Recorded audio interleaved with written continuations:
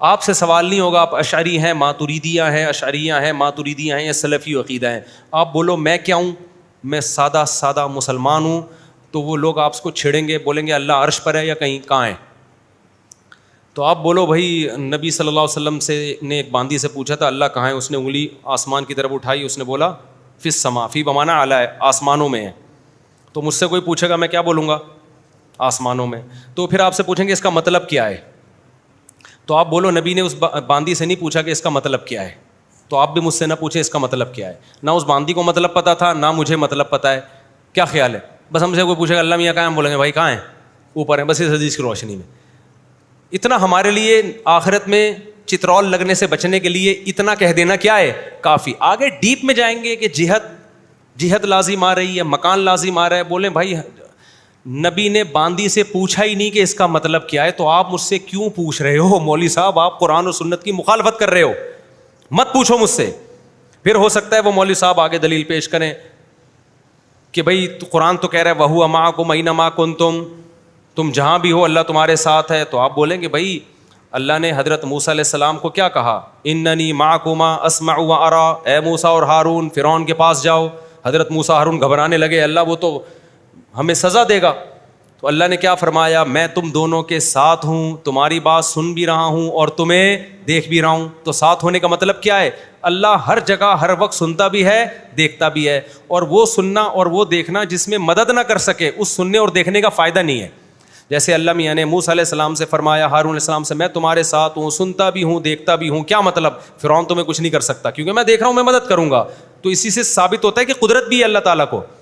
تو جب ہم یہ کسی کو بتانا چاہتے ہیں کہ مجھے تمہارے بارے میں علم بھی پورا ہے اور جب ضرورت پڑے گی میں تمہاری مدد بھی کر سکتا ہوں, تو اس کے لیے ہم یہ لفظ استعمال کرتے ہیں تم جہاں بھی ہو میں تمہارے ساتھ. تو اللہ یہ بھی کہتا ہے تم جہاں بھی ہو ہم تمہارے ساتھ ہیں, مدد کر سکتے ہیں. یعنی علم اور قدرت, سننا دیکھنا یہ علم سے کنایا ہے, یعنی اللہ کا علم بھی کامل اور قدرت بھی. تو علم اور قدرت کے لحاظ سے اللہ ہر وقت ہمارے ساتھ ہے.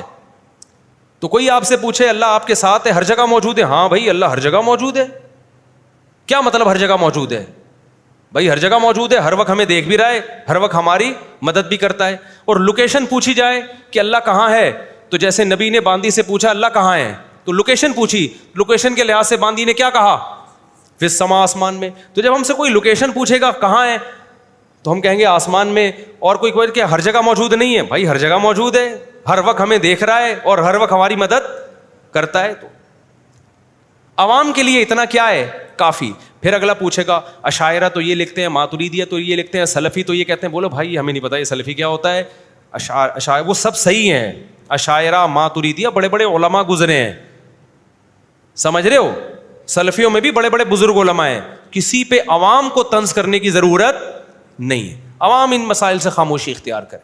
پھر بھی اگر وہ کوئی ہونا پھر اگلا سوال پوچھے تو آپ بولو کہ قرآن کیا کہتا ہے متشابہات کے بارے میں, کہ جن کے دلوں میں زیغ اور کجی ہے, فتنہ ہے, وہ ان متشابہات کے پیچھے پڑتے ہیں, ان مسائل میں پڑتے ہیں. تو آپ کیوں بار بار ایک ہی چیز کے بارے میں سوال پوچھ رہے ہو, سمجھتے ہو کہ نہیں سمجھتے, تو بس بولو بحث ختم کرو. پھر اس بحث میں پڑھو ہی نہیں. آپ کہہ سکتے ہو مجھ سے صاحب آپ کیوں پڑھے ہیں, میں تو بہت عرصے کے بعد پڑھا ہوں اور اب دوبارہ بھی نہیں پڑھوں گا کئی سالوں تک, کیونکہ جس چیز کو بار بار ریپیٹ کیا جائے نا تو وہی فتنہ بن جاتا ہے. تو بس اتنا عوام کے لیے کافی ہے. باقی کسی عالم کو برا بلا مت کہو. علماء کی جو آپس میں بحثیں ہو رہی ہیں ہونے دو ان کو, آپ علماء کی اصلاح نہیں کر سکتے.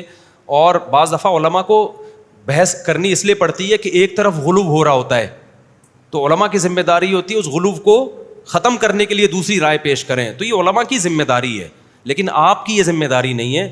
آپ کی اتنی ہے جتنی میں نے بتا دی. کوئی پوچھے اللہ کی لوکیشن کہاں ہے, پہلے تو اس کو بولو یہ تجھے ضرورت کیا پیش آ گئی یہ پوچھنے کی. نبی نے تو پوچھا تھا باندی سے کسی وجہ سے, یہ دیکھنے کے لیے کہ غیر مسلم ہے یا مسلمان ہے, ٹھیک ہے نا, تو تجھے کیا ضرورت پیش آ گئی. پھر بھی کوئی بہت زیادہ اس کو مسئلہ ہو رہا ہے, گھر میں بیوی سے جھگڑا ہوا ہے اس کا, بعض دفعہ ہوتا ہے, تو آدمی کے گھر میں کوئی سن نہیں رہا ہوتا تو کہتا ہے چلو باہر آ کے کچھ کرتے ہیں. پوچھے اللہ کہاں ہے, بول دو بھائی آسمان میں. تو کیا ہر جگہ موجود نہیں ہے, تو کہہ رہے ہم نے کب کہا ہر جگہ موجود نہیں ہے بھائی, اللہ تو ہر جگہ ہے, ہمیں دیکھ رہا ہے اور ہمیں ہر وقت سن رہا ہے, اور ہم جہاں کہیں گے اللہ وہاں ہے.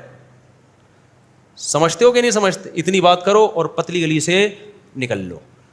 پھر لوگ بولیں گے فلاں نے یہ لکھا ہے، ڈمکانے نے یہ لکھا ہے. آپ بولو بھائی ان باتوں کا قبر میں سوال نہیں ہوگا، جتنا ہوگا اتنا میں نے آپ کے سامنے ایکسپلین کر دیا ہے. کائنڈلی آپ ان باتوں میں مجھے مزید نہ ڈالیں. سمجھتے ہو کہ نہیں سمجھتے ہو؟ اس کے بعد چاہے وہ پنج پیری ہو، غیر پنج پیری ہو، سلفی ہو، غیر سلفی ہو، یہ آپ کے مسائل نہیں ہیں، یہ علماء کے مسائل ہیں. انہی پہ سوٹ کرتے ہیں. عوام کو ان مسئلوں میں پڑھنے کی اجازت نہیں ہے، سوائے اپنا دین برباد ہوگا. اور پھر بڑے بڑے علماء پہ لوگ پھر طنز کرنا شروع کر دیتے ہیں، بدتمیزیاں شروع کر دیتے ہیں. بڑے بڑے علماء اشاعرہ میں گزرے ہیں، ماتریدیہ میں گزرے ہیں، سلفیوں میں گزرے ہیں. تو کس کس کو آپ برا بھلا کہو گے؟ اگر ایک رائے پہ ڈٹ گئے تو بہت بڑے مسائل کھڑے ہو جائیں گے اس سے. تو بہتر ہے، مبہم ہے، بس اجمالی ایمان رکھو. اور پتلی گلی سے، یہ پتلی گلی اللہ کی بہت بڑی نعمت ہے. یہ نہ ہوتی ہم پھنس چکے ہوتے اب تک. بہت ساری چیزوں میں ہم خود پتلی گلی سے نکل جاتے ہیں.